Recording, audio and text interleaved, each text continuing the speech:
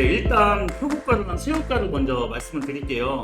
표고가루 같은 경우에는 약간 지방분해 그런 부분들이 있어서 다이어트 식품 보조제에도 표고가루가 많이 들어가는 아, 부분들이 진짜요? 있어요. 아, 네네. 네, 그래서 밥을 지으실 때 쌀 다 헹구시고 나서 표고가루 있으시면 물 넣고 안 치실 때 그쵸, 있잖아요. 그쵸. 그때 표고가루 한 스푼이나 두 스푼 넣고 이렇게 잘 휘저은 상태에서 밥을 해주시면 밥이 더 맛있게.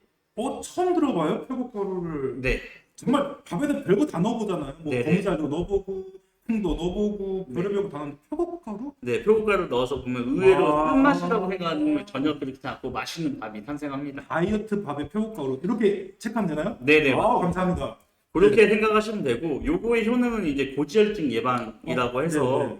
밥 하실 때 이렇게 한 숟갈, 두 숟갈 넣어서 부족한 건강을 좀 채우셨으면 좋겠어요. 음. 다음으로 새우가루 말씀드리면은 이 새우가루는 아까 이 전장 보셨겠지만 나물 무칠 때나 죽 넣을 때 국, 탕, 찌개, 전골 끓일 때 복합적으로 다 들어가는 가루예요. 비린내 나지 않는 잘 말린 것들을 분쇄해서 쓰시는 게 제일 좋고요. 이런 부분들은 이제 골다공증 예방에 가장 좋으니까. 새우가 네. 네네. 그래서 아까도 비율을 맞춰서 쓰시라고 제가 그렇죠, 말씀드렸잖아요. 제일비율. 네, 뭐 새우가루 넣고 멸치가루 넣고 네네. 이렇게 했는데 새우가루 두 숟갈 넣으셔도 상관은 없어요. 다음 장 한번 볼까요?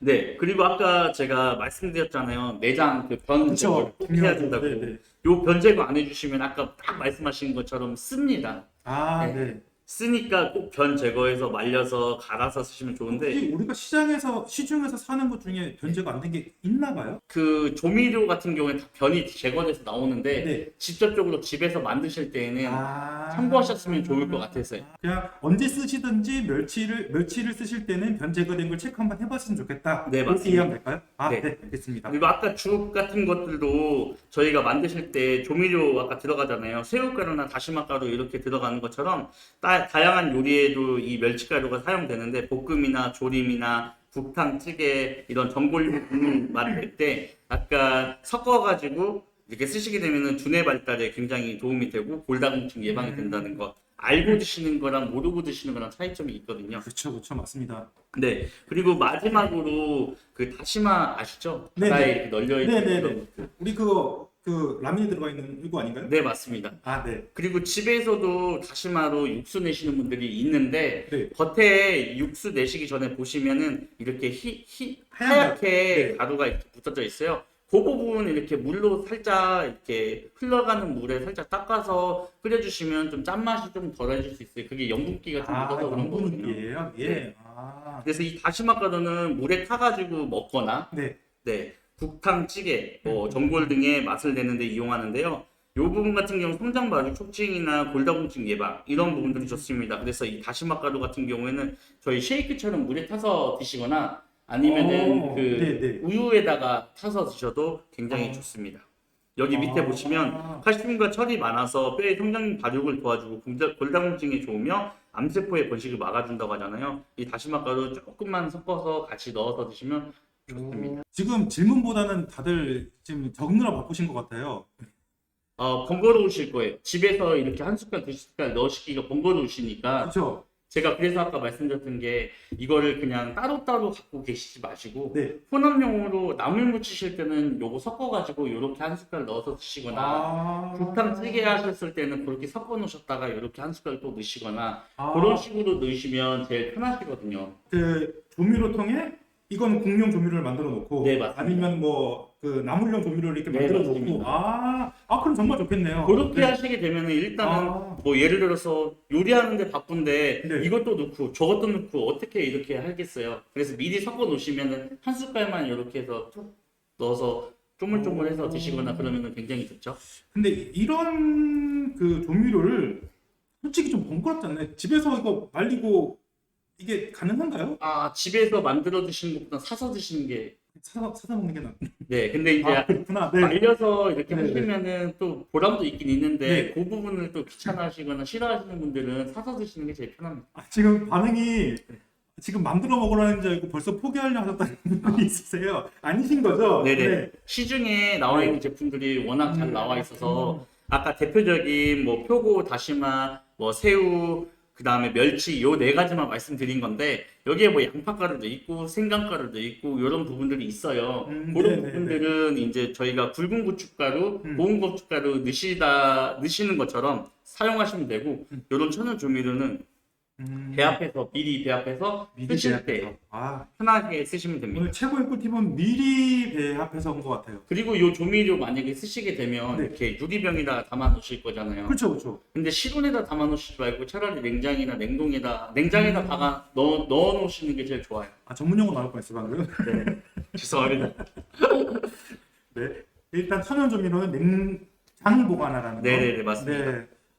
감사합니다. 그 전통 장류나 이런 뭐 흔히 고추장, 된장 이렇게 사용하시잖아요. 그런 부분들도 원래는 그늘진 곳에 놓는 것도 나쁘진 않은데 그냥 냉장 보관해 주시는 것도 그냥 네. 좋게 쓰실 수가 있습니다. 감사합니다. 조미료는 일단은 사서 먹는 걸로 이렇게 네. 정리를 하고 넘어가 보겠습니다. 그리고 준비를 따로따로 분류를 해놔서 네. 냉장 보관을 해라. 네, 맞습니다. 네. 처음 사셔서 이거를 한꺼번에 여기는 뭐 나물통, 이쪽은 뭐 국통, 찌개통 뭐 이렇게 해가지고 분리시켜서 섞어 놓으신 다음에 쓰실 때 그냥 한 숟갈씩 쓰시면 됩니다. 유통기한을 계속 물어보신 유통기한은 그때그때 달라야 되는 거 아닌가요? 유통기한은 네. 그 업장 그 뭐지? 인터넷에서 파는 그 회사마다 좀 다른 그쵸, 부분이 그쵸. 있어서 네. 사실 때 확인하시는 게 맞겠죠, 이거는? 네네, 맞습니다. 맞아요. 그럴 것 같습니다. 이거는 여기서보다는 사실 때 그 상품에 따라서 네. 체크해 보시는 걸로 해봤으면 좋겠습니다. 여기 보시면 이유식에 살짝 넣어도 되냐고 말씀하셨는데 네. 이유식에도 멸치가루나 이런 부분들 멸치, 그다음에 새우, 그다음에 다시마 가루 많이 넣으시는 게 좋을 것 같고요. 네. 표고가루 같은 경우에는 항암작용이 있긴 있는데 약간 쓴맛이 좀 납니다. 그래서 그런 부분 때문에 너무 많이 넣지는 마시고요. 출산기 백종원 지금 나왔습니다. 살이 많이 쪄가지고 아까 그 동영상 저도 아까 사기자님처럼 살을 좀 빼야 될 것 같아요. 갑자기 한 15kg 쪄가지고. 네. 아니 근데 솔직히 저는 음식을 하신다면 이 체형을 유지하는 게 너무 힘들 것 같아요. 앞에 이렇게 음식 하시 힘들 것 같은데. 근데 의외로 이렇게 만들어서 사람들한테 주고 먹는 모습만 봐도 뿌듯한데 이제 먹기 전에 이미 뱃속으로 들어가는 게 너무 많아서 간 보고 뭐 하면서 간을 네. 보면서. 자, 다음 우리 주제 넘어가 볼까요? 네, 다음에 저희가 이제 이 조미료 다음에 장 같은 거 많이 쓰시잖아요. 그 네. 장 이거 시중장이랑 재래식장이랑 어떻게 차이점이 있는지 그런 부분들 좀 알려드릴게요. 네, 저 이거 너무 궁금했어요. 네. 우리가 보통 색깔만 보고 생각하죠. 시중장이야. 네네. 아니야, 이거 재래식장이야. 네. 그리고 색깔 보면은 향도 당연히 재래식장에서 따라온 향이 있고 네네. 시중장에서 따라온 향이 있고 네네. 뭐가 좋아요? 여기 이 색깔이랑 저 색깔이랑 틀린 이유가 뭐냐면 전통 장류 같은 경우에는 여기 안에 색소 같은 게 들어가 있지 않아요. 네, 방부제가 없고 그다음에 조미료도 묻혀가 있는데 여러분도 어떤 장도 쓰셔도 상관은 없는데 전통 장류 같은 경우에는 그런 것들이 있어요. 시골에서 오래 숙성하기 때문에 짜다 이런 얘기를 많이 해요. 맞아요.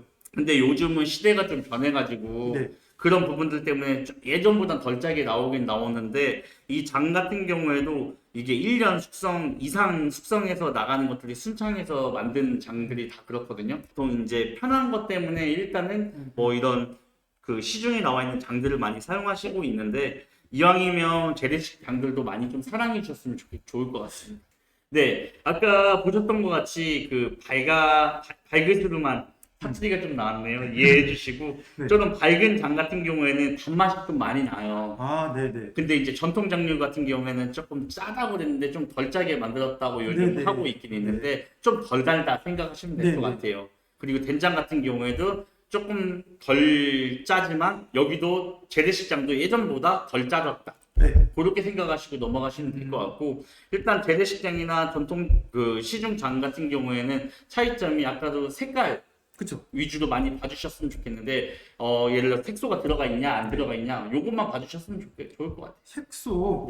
네. 색소가 결국은 어첨가. 저 맛있어 보이는 저 빨간 색깔이 네. 색소가 좀 색소 색깔이 들어가 있다. 네네. 이렇게 생각하면 되는 거겠네요. 네네. 간장 같은 경우에도 국간장이나 진간장 있잖아요. 네. 진간장의 뜻이 뭔지 알고 계세요? 진짜 진한 간장? 어, 진짜 간장? 네 맞아요. 그게 진간장이 뭐냐면 네. 저도 이제 이 요리 쪽을 알게 되면서 이제 백화사전이나 뭐 이런 것들 찾아봤는데 예전 같은 경우에는 1년, 2년, 3년 이렇게 숙성시켜가지고 나갔기 때문에 진한 간장이다. 그래서 진간장 이렇게 해서 나가는데 시중에 나와 있는 장류 같은 경우에는 발효를 거의 시키지 않고 대부분 기성품으로 나가고 있는 부분들이 있잖아요. 네네. 그래서 진한 간장은 아니지만 진간장이라고 표기를 해서 나가고 있다. 그 부분 알고 계시면 좋을 것 같습니다. 자, 돌아와서 전통장이 네. 저런 시중에서 대기업이 파는 장보다 건강에 더 좋다 아니다 예스 올로로 대답 한번 해주시죠. 이거는 좀 애매한 부분이 애매한 있어서 부분이 있어요? 세모라고 생각하고 생각해요. 봐요. 왜냐면 건강에 좋긴 좋습니다. 근데 네. 이제 그거에 대해서 제가 뭐 전통장을 팔고 있고 제가 전통장을 사랑하고 있는 거지만 그건 사람마다 개개인의 취향이라고 생각을 해요.